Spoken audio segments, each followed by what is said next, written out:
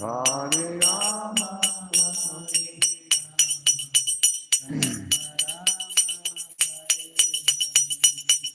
Hare Krishna, Hare Krishna, Krishna Krishna, Hare Hare, Hare Rama, Hare Rama, Rama Rama, Hare Hare.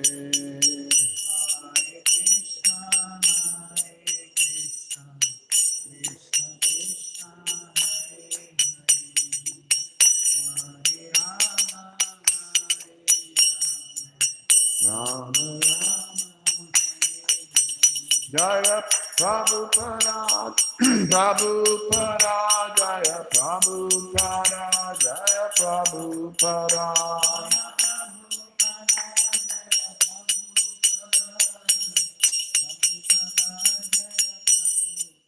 Jaya Prabhupada, Jaya Prabhupada, Jaya Prabhupada, Jaya Prabhupada.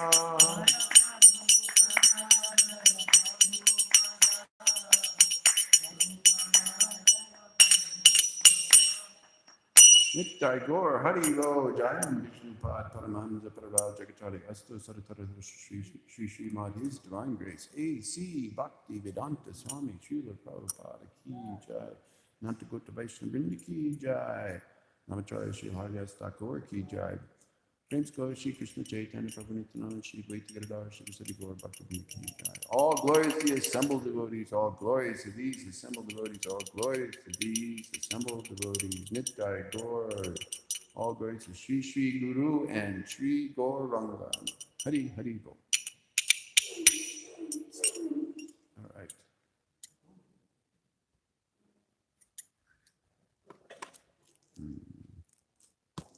Om Jnana Timrandasya Gananjana Svakaya Chakshun Nalitanyena Tajmai Shri Gurave Namah Shri Chaitanya Mano Bhishtam Stapitam Yena Bhutale Swayam Rupa Kadamayam Dadati Shva Padantikam. Okay. So, Jai Jai Gandavita Giridhari Mahaprabhu Ki Jai. So before we get started, I should probably, Bajrani, I think you should go get your phone in case somebody calls. So yesterday we got a phone call from the embassy, and there's some possibility that we might actually get airlifted out of here. So they called us, they said they might call us today, so that's why I'm asking my wife to get the phone. We don't know when, and we don't know if we're gonna do that either, but, Oh, she needs the key. This is a commercial break. 1 minute. Okay. Anyhow, so this may be the last time we do this. It may not be. I don't know what's going to happen. Our whole situation is so completely unpredictable. Somehow Lord Jagannath and Shingadev brought us here from the airport. Prabhu's picked us up. And we've had a wonderful time. And in a way, we don't really want to leave. So we talked with Radha Krishna. He said, if you don't want to leave, that's okay, you stay. so we're very grateful to that. But, and I think he maybe mentioned to you, we might need a ride to the airport. So if you haven't checked that out, please get it cleared. So, okay, now that we did the commercial announcement, we'll have our, we'll try to do some class. And I was thinking, we'll do more like we did yesterday, sort of an interactive thing, because I think it's good. It gives everybody to think a little bit instead of me just talking. It gets you guys to think a little bit too. So the chart we're going to maybe kind of work from a little bit is this one here.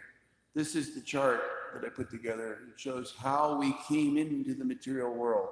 This is for our people in TV land, okay? How do we actually get into the material world? Now, this is something that, you know, some people think they got it all figured out. Some people don't even ask the question. But we know that we're on this wheel of samsara going around and around and around. But the question then becomes like, well, how do we actually get on that wheel? And this is a topic that has been debated endlessly, at least in the United States. I think maybe here a little bit too, maybe a lot. Because there's these few verses in the Bhagavad Gita that clearly state, Janma karma jame devyam egam yodeti tatvataha takpadeham panar janma naitimam neti suarjanam naitimam neti suarjanam. If you actually become conscious of me, you'll go back and you will never return here again. Like one who understands the transcendental nature of my appearance and activities does not, upon leaving this body, return to this material world. So, and there's several verses like this that we're chanting that indicates that once you go to the spiritual world, you don't come back here. So how did we end up here? What are the theories? Does anybody know? How do we end up here? Where do we come from?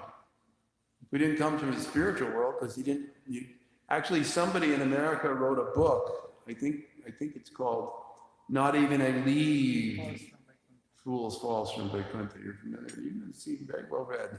Not read, some portions. Some portions. I mean, I don't think I've actually seen the book. But the whole concept of this book is nothing falls from the spiritual world. So this raises a tricky philosophical question. So, well, if we didn't come from the spiritual world, where do we come from? The hellish planets? I mean, there's only so many options here. What do you think? Have you heard this? Have you had this question posed before? What do you think the answer is? Well, it's not even, before I put you on the spot, this is one of these things that people have all different kinds of answers. I don't know if, it's what really responds for you. I'm going to give you what I think is the answer in a minute here, but I'm just curious to hear how would you answer this? Simple answer is because we wanted to enjoy forgetting Krishna individually, independently we want to enjoy. Right. That's how we fell into the love. But there was some conversation which I have heard. There is a story. A crow sat in a tree, palm tree, and that palm tree fell down.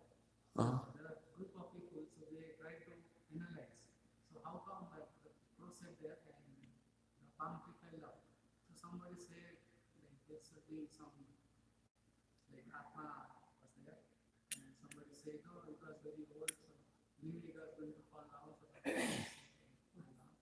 Prabhupada was explaining what is the use of analyzing that. Yeah, I heard this. Yeah. How did we come? When did we fall down from the spiritual or the material world? That is immaterial and that is time immersed. Right. One is how can we revive and revive that process? We can follow that and then we can go back. Mm-hmm. Yeah, I believe that story is in the database. I can't remember exactly what it's called, but the crow fruit logic or something like that.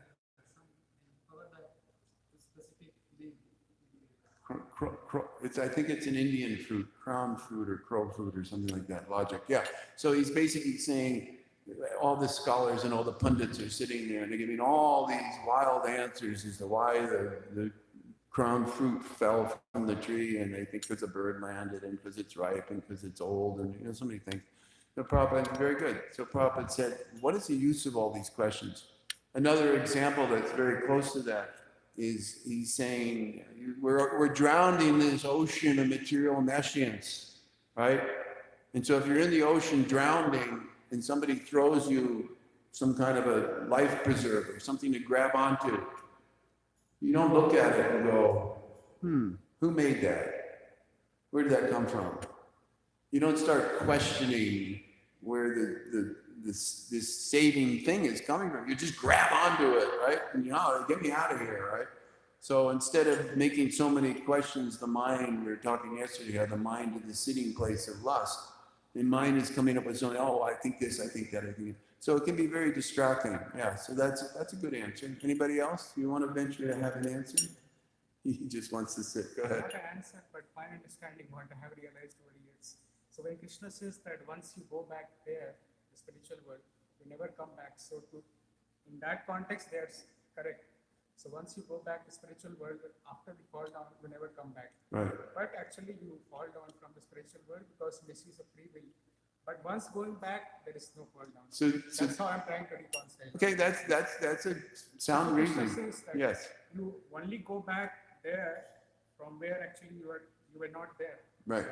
Well, so the people that would challenge that question, they would say, but the spiritual world is filled with so much wonderful things. Why would you ever decide to leave? Right? If you're having a good time, if everything's going on so nicely, why would you say, I think I'm going to go somewhere else? Yes, this is actually the point we're going to get to. Okay. So the concept is that we appear, we're in the spiritual world, but maybe Prabhupada gives the example. It's just like you might, sometimes when we're young boys, or some people, I didn't do this, but some people, they go into the store, right? And they're so lusty for the candy. In America, they have stores with big candy bars. And the little boy, he doesn't know any better. So he takes it. Of course, sometimes they're not so little, right? They might be old enough, so if the storekeeper, they have these electric eyes and they say, oh, you took that without paying for it, right? So what happens? You have to go sometimes to jail, maybe not only for a little bit, but you have to go to jail.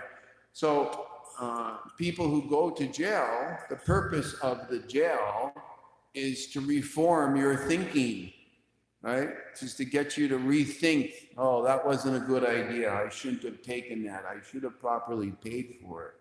So Prabhupada's giving the analogy again that this is the material world, and the material world is like a prison house. So for some reason, something happened and we decided Krishna is enjoying so much. I think I would like to enjoy like that. And once we start thinking separately, then because Krishna is fulfilling everybody's wish, right? So he says, oh, you want to enjoy? Okay. We have a material world for that. You can go there with all the other people that want to pretend to be Krishna. The only problem is there's a whole lot of other people thinking the same way, wanting to be Krishna. So what do we have in the material? All these envious things going on all the time, competition. No, you have more. I want to take from you. This sort of thing going on.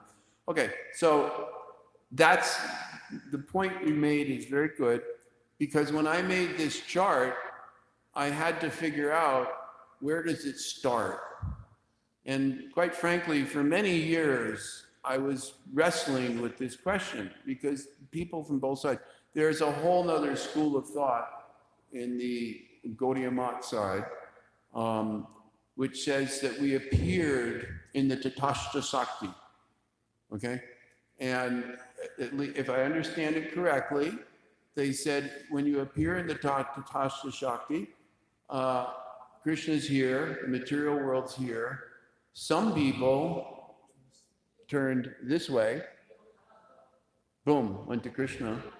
And some people turned this way and were lured into the material world.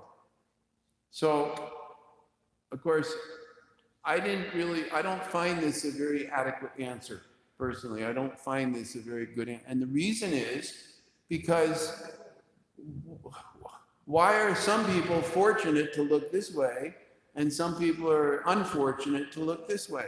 There must be some reason why some people are looking this way and some people are looking this way, right? It shouldn't be a matter of chance. And we get into the whole scientific thing. It's just everything's chance. It's just chance. You look this way. Okay, too bad. Now you're stuck in the material world for billions of lives. So I don't personally find that answer very adequate. So when I started making this chart, I had to figure out. So on the top of this chart, we have the spiritual world. It's just a little bubble here. We have Radha Krishna's spiritual world of the Brahmajyoti going on here. And then we have the Mahatattva, the material energy, which is outside of the spiritual world. And down here, the first kind of note says, I'll just read it here, the individual soul always retains its independence, which is what you were saying, and has the liberty to turn towards Krishna or away from Krishna. That free will that we spent so much time talking about yesterday, it always has to be there. Our free will always has to be there. Krishna has free will, and we have everything that Krishna has in that sense, right? Krishna, of course, doesn't misuse his free will, but he gives us the liberty for us to use our free will however we want. And if we want to misuse it, he says, okay, you can do that. You might have to learn the hard way. Um, because if that free will is ever taken away, then where is the possibility of the genuine loving affection, right? Um, we have, you know, in America, they have this concept in the late 1800s of what they refer to as the shotgun wedding, right? So the concept is that, you know, some boy comes and he makes the farmer's daughter pregnant. So the father comes out with a shotgun and he says, okay, you're going to marry my daughter and you're going to love her right now. Well, yeah, with the shotgun, he's going to probably make a very quick decision, right? But how can there really be affection if it's a forced situation, right? It has to be given freely. Everything has to be given freely. All of our devotional service that we do has to be given freely. You know, in America, a lot of the churches, what they do the church service, and then somewhere in the 45 minutes of the hour of the church, they have a plate and they pass it around to everybody. And then you put your donation. You have the what do you call it? Hundi bucks. You have the hundi buck.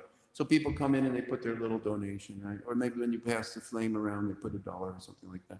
So, but in America, they pass this plate around, and it's a little intimidating because then everybody's watching. Oh, what are you putting? What are you putting? What are you putting? What are you putting? What are you putting? And because people are being watched, sometimes, oh, I better put more. I better put more. So actually, some of the ministers are realizing that there's, because of this little bit of intimidation, it's not given so freely because there's some intimidation. So they've stopped doing that. They have more like what we have here, hundi. Of course, this is still very popular tradition in a lot of the churches. Unfortunately, a lot of the churches in America, they're really counting on that intimidation.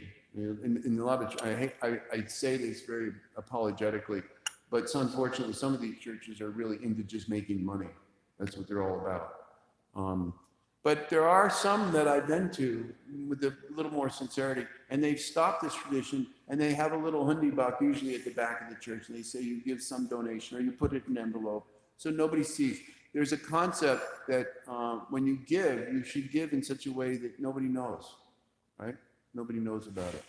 So that concept of free will is there.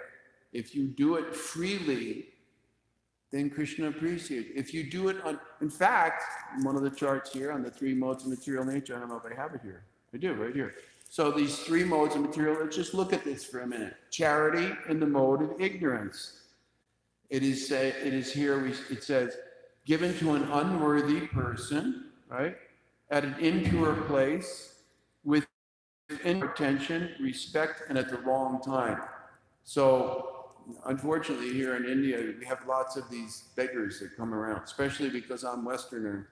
It's very difficult because they immediately see, ooh, Westerner, I'll get all sorts of money.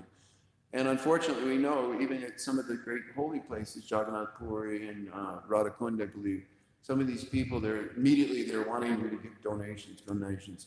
So it's a little difficult because, of course, if you're going to the mandir, maybe that is the appropriate place. But if you're giving to the beggars, and we have them also in America, and it's becoming more and more so because the economy is getting more and more difficult. But if you're giving money to a person on the street, I'm actually teaching this to my congregation in America a lot, who is just simply asking for donations. Frequently, we see that they're just using it for some intoxication. Not all of them, but some of them, that's all they want, cigarettes and liquor and things like this. So this is what's referred to as charity in the mode of ignorance. It's not so good. So charity in the mode of passion is expecting a positive return or with a desire for fruited results or in a begrudging mood. So what I was saying earlier, if people are watching you put the donation in the donation plate and you're going, I don't really want to do it, but he's looking at me, so I'll put more in the plate like this. So that's a begrudging mood, right? Or if people are going and you know, Sometimes people are wanting to impress other people. Look at the size of my check, right? This is human nature, okay? So it's better, and maybe they're giving it to the right place, but still, it's not given freely. So we see here charity in the mode of goodness is done out of duty, without expectations. Some people will come, I'm sure there's people who come and say, I'm going to give big donation because I want to get big job. They have some agenda, right? They have some agenda. Proper time, proper place, and to a worthy person.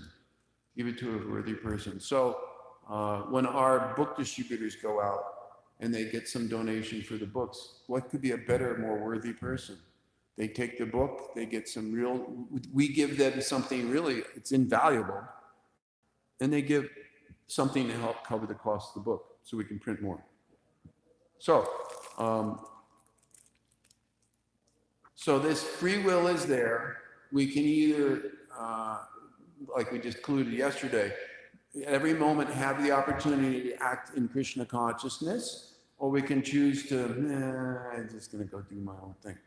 Not act in Krishna consciousness. But so it's pointing out that as soon as we make that decision to not have our relationship with Krishna, he says, okay. Because Krishna, what is he? He has 6 opulences, right? One of those opulences is that he's completely detached, right? He's very detached. He doesn't, I mean, depending how you want to interpret it, of course, he doesn't want to see us. He doesn't want to, just like a parent doesn't want to see their children suffer. He doesn't want to see us suffer, but he's detached. Okay. There's a story, I don't know how familiar you are with in the Bible, that's called the prodigal son. You heard this story? Prodigal son? Are you familiar with it? I think you're the only one who's familiar with it. Prodigal son is a story about a young boy who, when we're teenagers, like, I'm all ready to go out and conquer the world. I'm all excited. I want to go. And so he's saying, dear Father, you give me my inheritance now. I want my inheritance. Don't wait. I don't want to wait till you pass away. I want my inheritance now. I want to go out and explore the world. So the father is going, this is not a good idea. You're too young. You'll get taken advantage of. You'll make foolish decisions. You need to be more mature. You wait. But the son is very persistent. No. I'm smart now. I'm 18 years old. I got it all figured out, right? The 18-year-olds when we think we're so smart, right?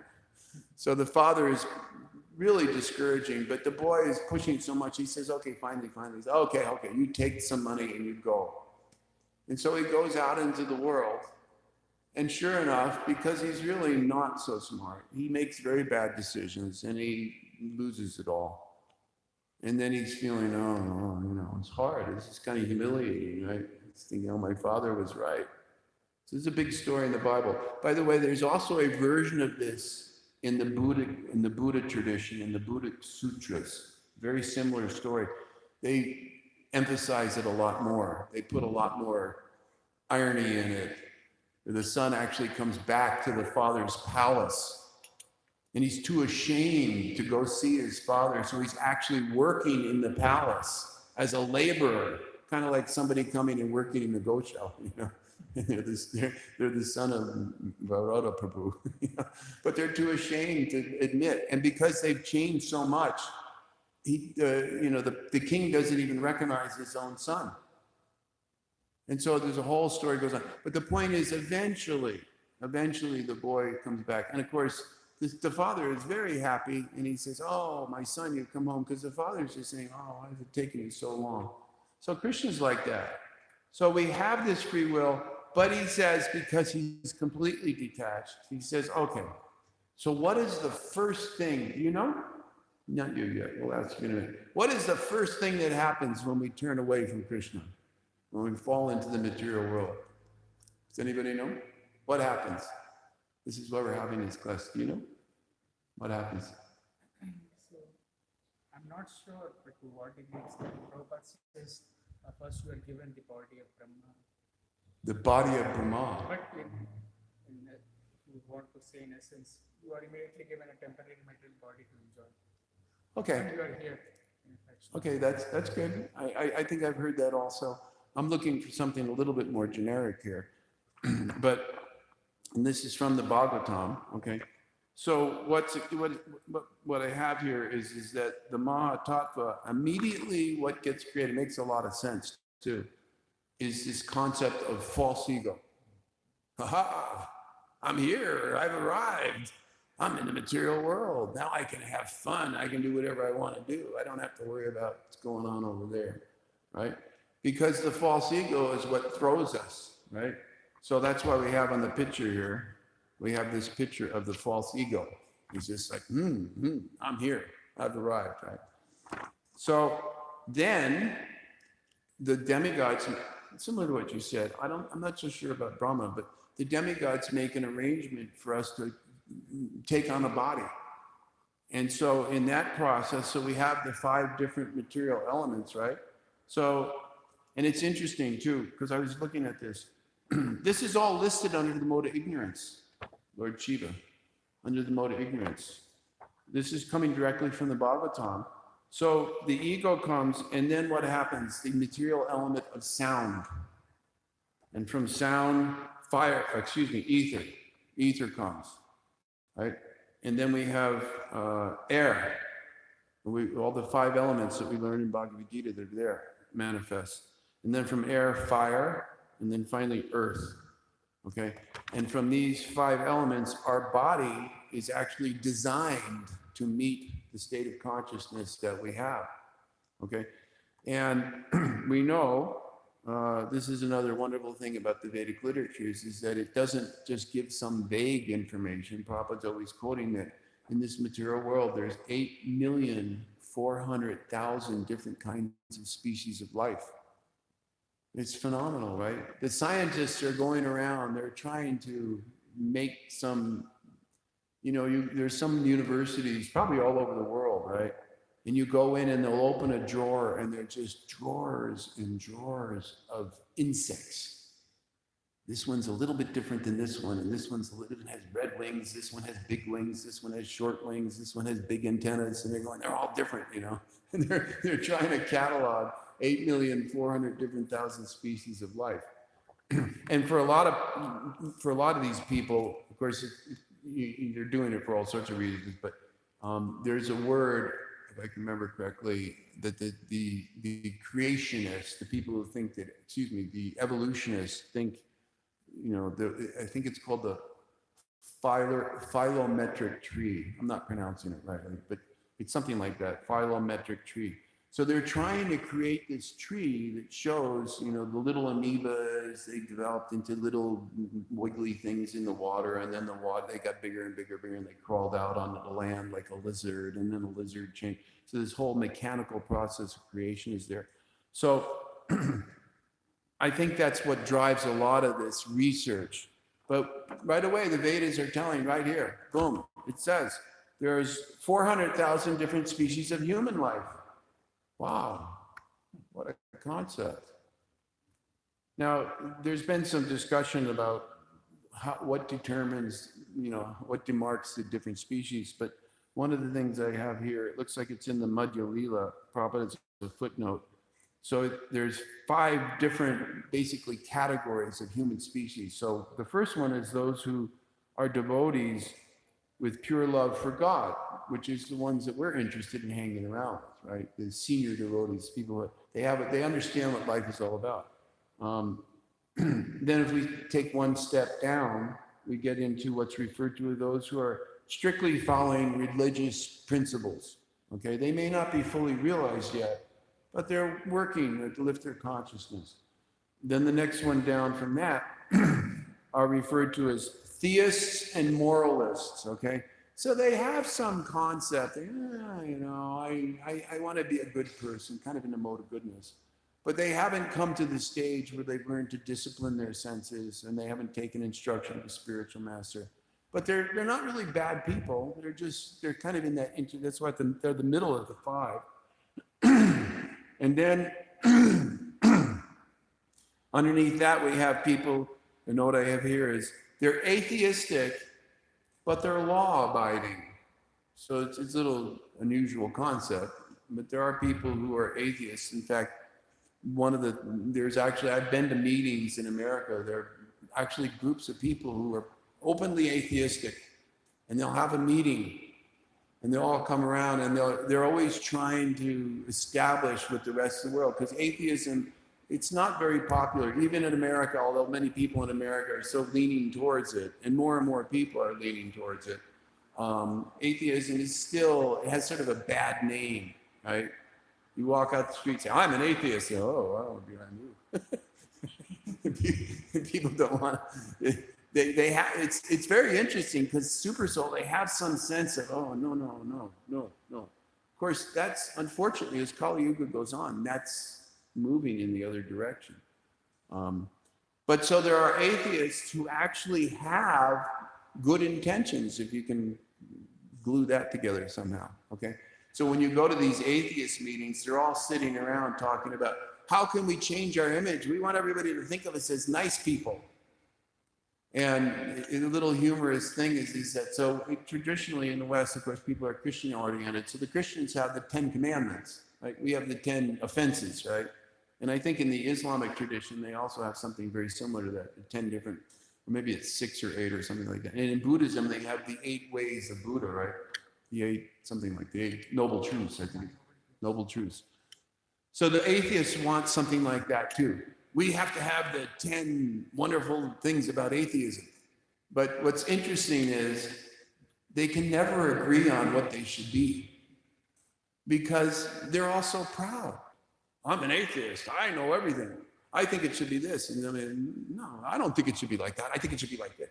There is nothing that really holds them together because everything is all about what I think. Whereas for us, there's no problem. The acharyas have given, these are the 10 offenses. These are how you become, the 9 different stages of devotional service. It's not like I got a better idea. I got 10 stages of devotion. No, it's given. It's a process is already given. So those are the 4th one. And then the last type of human being, it says here, lawless, immoral, lacking knowledge. So you could almost take this chart and it goes from here to here. The 5 different kind of characteristics of human life move from those that are very elevated souls, even Sudasattva, right? The first one. And then people in the mode of goodness. And then maybe the atheists would fall into the mode of passion. They don't think themselves to be bad people.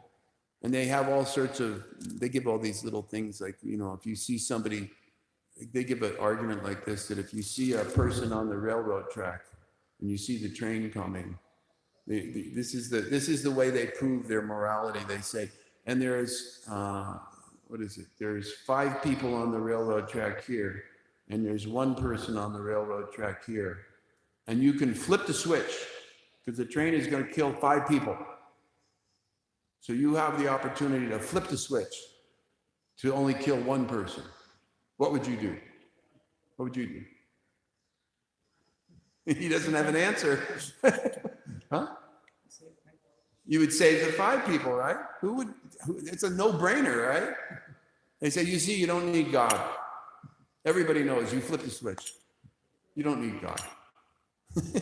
These are the arguments they give, right?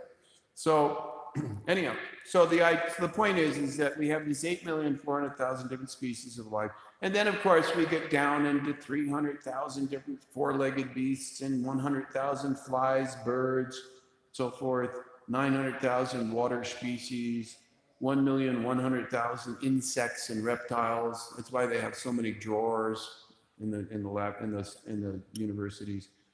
And then they have 200,000 different types of botanical, leaves, plants, and things like this. Another interesting. About microbes. Huh? Does not mention about microbes. Well, it's not on my note. Oh, it does say yes. So insects, reptiles. Okay, actually, yeah. Let me back up a little bit here. So there's 4 different types of births, right? Are you familiar with this? Right? So there's birth from the egg, like a bird. A bird was born from an egg. A chicken is born from an egg. Sweat, we're all sweating, so there's microbes probably developing. We don't necessarily see it, but if you put it in a microscope, right, you'll see all sorts of funny things moving around, right? And then a seed, like bija seed, We plant the seed, we get a lemon tree, we get a mango tree, whatever it is. And then the embryo. So we're born from the embryo. So yeah, each one of these, the beasts are born from embryos, the birds are born from eggs, the water species, it says here, born from eggs. Insects are born from eggs, also microbes, sweat, birth. And there's some other notes here, but the point is that there's these different species of life. So when we come into the material, when we have this big false ego, we can get into these different forms of bodies.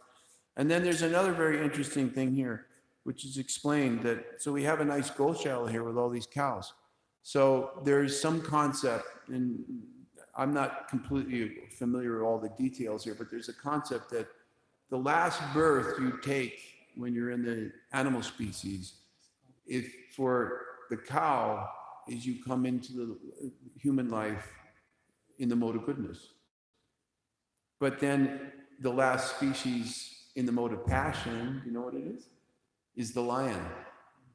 So the lion, after the lion is evolved through all these different bodies, it becomes this ferocious lion, tiger, lion, whatever. Then they take birth in the material world in the form of a person in the mode of passion. And then we have the monkeys, right? Monkeys all over Vrindavan. I think they're all over India, actually. I don't think this is a big monkey problem in Bangalore. No. But some cities, big problem. Even in Tirupati, my wife and I, we went out for the program in the morning. Actually, where they have, I think, thick forests, they have this problem. Thick forests. Yeah. So there was a sign that said, "Be careful." And somehow we were not so careful, and we left the window open. We came back and our whole room was everything was all, and Mookie was tearing everything up, trying to find bananas and cookies or whatever we had. So the monkey is the last species when you come into the mode of ignorance. Okay? So what's beautiful about all this is that we have so much knowledge. It's not like we have to guess. It's not like we have to go to the universities and they're counting all these little insects. And some guy with glasses, he's all looking at all these things, trying to figure out, oh, you found a different insect. Oh, bring it. Oh, I don't have one like that. And then they do whatever they do and they put it in their box. Anyhow, there's all sorts of information here. We've kind of run out of time. So we can be born in these different modes of nature, goodness, passion, or ignorance. And but it all begins, again, with that misuse of our free will. And hopefully, somebody actually asked Prabhupada very definitively. I remember it's on one of the memory tapes. I don't know if you've seen it. There's Siddhanta Prabhu in Los Angeles. He's going around, very important work. He's going around to all Prabhupada's senior disciples because we're dying off. You know, many of them are already left. So he's going around and he's taking video camera, kind of like this, and he's asking, you tell us whatever stories you can share about Srila Prabhupada. So there's one devotee, and he approached Prabhupada with this question. It says, Janma karma chami divyam evam yogeti tattvataha chakpadeham purna janma naiti mameti soarjana. Prabhupada, it says, when you go to the spiritual world, you will not fall down again. So he asked this question, and his memory was that Prabhupada, and he said, for all practical purposes, you do not fall down. This is the reason why I put it like this. He said, but if you are still very rascal, just like we see, some people go back to jail. They make the mistake again. But if we're paying attention and we're genuinely sincere, he says, for all practical purposes, you will not fall down. He said, but if you're super rascal, you always have that free will. So don't misuse it. Don't misuse it. Get trained. Get trained to control that free will. So I think we're done. Any? I have a question on this. Okay. It really contradicts the Lord saying that once somebody goes there, there is no fall down. So what is my understanding is that you don't become qualified at all to go there unless and until there is complete 100% genuine purification. All right. It may be different from the example what you gave in the material world prisoner. Right. So that actually they can't judge whether it is really purified or not. But the material nature and the process for devotional service, they all actually see to it that you are completely on the level of prema, then actually you Yeah. become qualified to go. That's a good way to look at it. I was not able to understand why Prabhupada says if still you are rascal and you come back. Like, That's how I reconcile. I understand. Like I said, I specifically remember hearing one devotee give this story. Now, the problem with some of these stories is, you know, there may be some misunderstanding in the way they're sharing it. But I am personally very content with recognizing, because the element of, like I said, the shotgun wedding, I mean, if Krishna, this gets more into theology in general, but if Krishna wanted all of us to be just little mechanical robots and, oh, Krishna, Krishna, Krishna, like this, you know, what's to happen? They're making robots now in Japan or China, in Japan, someplace. They're making now the artificial intelligence, right? So the robot is coming. Can I bring you some milk? You know, can I wash your floor? Can I, you know, and it's like, for some people, it's like, oh, now I'm feeling very good. I have a very obedient robot. It's just, but it's just weird. This isn't an affectionate relationship, right? So Krishna doesn't want like that. It's the free will that makes the relationship attractive, makes it the loving exchange. And everything about bhakti is all based on the loving exchange. So, I think we covered a lot of material. The point is that this is a very controversial subject, and if you start talking to the different devotees on the street, you'll get all sorts of different answers and all sorts of different things. But I tend to agree with you, and I insist on the fact that we always retain that free will, because that's part of what Krishna is empowered. And Krishna has free will, so he has free will. We have free will. We can misuse it. But the intelligent man, if he does go to some prison or some jail cell, we usually see there is a big problem within the prison houses that they call it recidivism, right? People who go back and go back. But usually those people, where is it here, are in the mode of ignorance. So what you're saying, it makes sense. If you actually move to the mode of goodness, what's it? Because pure goodness, you go, oh, I'm not making that mistake again, right? I heard somebody was saying that when you go back there, so it's all like a flashback. You have seen everything. Yeah. So what actually you did. Yeah, it's like a bad dream. Yeah. Bad dream, and you go, did I really do that? Oh my goodness. So, very good, very good. Any other comments? Anybody want to share anything? One question. He's thinking. Regarding these robots, some weird theories some people propagate that robots one time they can become more powerful than humans. Well, this is actually a famous movie. It's called Space Odyssey 2000, I think it is. It came out 20 years ago, or maybe even more than that. It's a movie. I don't know if you're familiar with it, but it's a space adventure where they put the people in outer space, and the robot, it's a computer program on the spaceship. So the robot gets so smart, he basically takes over the whole ship. And now he's telling the astronauts what to do. So there's a famous scene where the astronauts go out of the spaceship and they're fixing something. And they go to the door and they say, okay, robot, open the door. And he goes, I don't want to open the door. So what do you think that is true that can happen? I've had some experience in the computer technology world, and there's a lot of research going on in the field of artificial intelligence. Personally, I don't think you'll never be able to create, it's still circuitry. It's still circuitry. Now, will the computers make some serious mistakes? Yeah, that's going to happen. In fact, this was a big threat at the year 2000, right? Because they had programmed all the computers. Somewhere, originally computers started coming on board in the late 50s, early 60s. And nobody was thinking in 2001. Everybody was thinking 1990 something. And a lot of this old software wasn't designed to handle 4 digits.